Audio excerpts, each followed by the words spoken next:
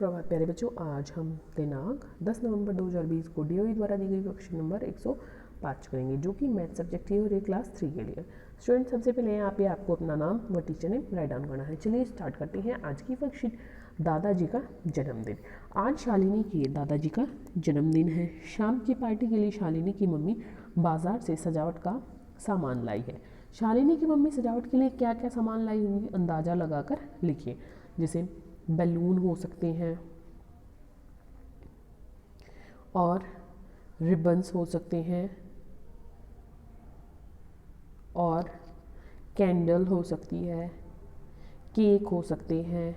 ठीक है, तो आप कोई भी ऐसे सामान बता सकते हैं जो आपको लगता है कि डेकोरेशन के लिए उसकी मम्मी लाई होगी। शाम को पार्टी के समय शालिनी ने अपने दादाजी से पूछा कि वो कितने साल के हो गए हैं। दादाजी ने जवाब दिया उनकी उम्र 75 साल है। शालिनी बोली 75? आप तो दुनिया के सबसे बूढ़े इंसान होंगे। आपके जन्मदिन के केक पर 75 मोमबत्तियाँ कैसे लगेंगी? तभी शालिनी की बात सुनकर सब हंसने लगे। आपको क्या लगता है, क्या सच में शालिनी के दादाजी दुनिया के सबसे बूढ़े इंसान होंगे? सोचिए, क्या सबसे बूढ़े इंसान होंगे? अगर नहीं तो आपके अनुसार दुनिया में सबसे बूढ़े इंसान की कितनी उम्र होगी? जैसे हो सकता है आपके पड़ोस में ही कोई 80 साल का, 90 साल का कोई इंसान मिल जाए, और अगर नहीं तो आपको अपने पेरेंट्स से पूछना है कि उनके अनुसार, उनकी जानकारी में कौन सबसे बूढ़ा इंसान है। अब आपको मैं बताती हूँ, इस दुनिया में सबसे ज़्यादा उम्र के केन तानाका की है। सबसे ज़्यादा उम्र केन तानाका की है। वे 117 साल की है। वह अपने परिवार के साथ जापान में रहती हैं। आपकी उम्र कितनी है? अब पहला प्रश्न मैं आपसे पूछ रही हूँ ये कि आपकी उम्र कितनी है। जैसे अगर आपकी उम्र 6 साल है, 6 लिखिए। आपकी उम्र 6 है, 6 लिखिए। 7 है, 7 लिखिए। ज़रा बताइए कि केन तानागा और आपकी उम्र में कितने साल का फ़र्क है। अगर आपकी उम्र 6 साल है और केन तानागा की है 17 साल, 117 साल, तो हम इसको घटा करेंगे तो आपकी उम्र और केन तानाका की उम्र में 111 साल का डिफरेंस है। और अगर आपकी उम्र 7 साल है तो आपकी और केन तानाका की उम्र में 110 साल का डिफरेंस है।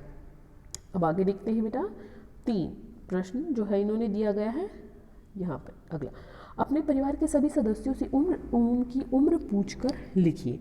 अब यहाँ आपकी मम्मी है, जिसे मम्मी की आप अपनी मम्मी से उनकी जन्मतिथि पूछेंगे। मान लिया यहाँ पर 25 जुलाई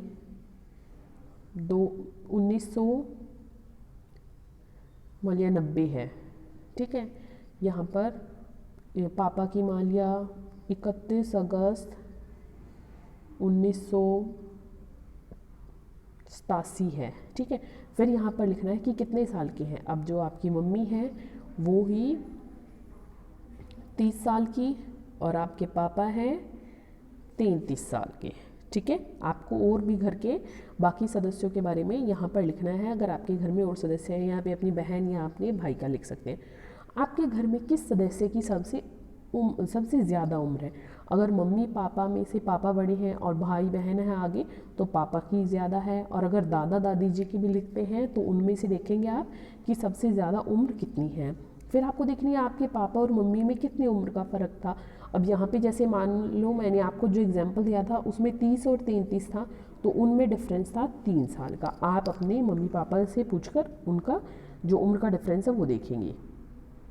आपको क्या लगता है, आपके परिवार के सभी सदस्यों की उम्र जोड़ दें तो वह जोड़ केन तानाका की उम्र से ज़्यादा हो जाएगी। देखना, जैसे 33 साल मान लिया आपकी, 30 साल आपकी मम्मी, 33 साल आपके पापा और 10 साल की आपकी कोई बहन और 7 साल के हो आप, तो इनको हम जोड़ते हैं। ठीक है, देखिए 7 और 3 10, 3 3 6, 7 और 1 8। नहीं, फिर भी आपकी उम्र कम हो रही है केन तानाका से, या और भी जो भी उम्र है आपके परिवार में आप उनको जोड़कर देख सकते हैं। यहाँ पर एक बेटा मैसेज है आपके लिए। Dear children, do you know, क्या आपको पता है 10 world science day for peace and development is celebrated world wide on 10 November every year. हर साल 10 नवंबर जो है वो साइंस डे मनाया जाता है शांति और विकास के लिए। World Science Day was proclaimed by the United Nations Education, Scientific and Cultural Organization UNESCO in 2001 and was celebrated for the first time in 2002. 2001 में ये जो है 10 नवंबर की घोषणा की थी कि 10 नवंबर जो है वो वर्ल्ड साइंस डे मनाया जाएगा। किसने की थी? यूनेस्को ने। यूनेस्को के फुल फॉर्म है United Nation Education, Scientific and Cultural Organisation, और 2002 में पहली बार साइंस डे मनाया था। और अब की बार थीम जो है इसका 2020 के लिए पूरे वर्ल्ड में कोविड-19 से लड़ने के लिए है इसका अब की बार थीम। ठीक है, पेरेंट प्लीज़ बच्चे को बताइए कि घर के बुज़ुर्गों का जीवन में अनुभव बहुत बहुत महत्व होता है। हमारी छोटी बड़ी परेशानी का समाधान उनके पास हर समय मौजूद होता है। बातचीत के द्वारा हम उनके अनुभव को साझा कर सकते हैं कि उनके समय में ये कार्य कैसे होता था, ये कार्य कैसे होता था। प्लीज़ आप बच्चे को बड़े बुजुर्गों के महत्व के बारे में बताइए। और आज का कोविड का संदेश है कि हमें कोविड से बचे रहने के लिए मास्क पहने रखना चाहिए। ठीक है बेटा, अगर आपको कोई प्रॉब्लम है तो आप मुझसे पूछ सकते हैं, अन्यथा आप अपनी क्लास टीचर को भी अपनी प्रॉब्लम पूछ सकते हैं। कल मिलते हैं फिर एक नई वर्कशीट के साथ, तब तक के लिए अपना ख्याल रखिए। Bye bye.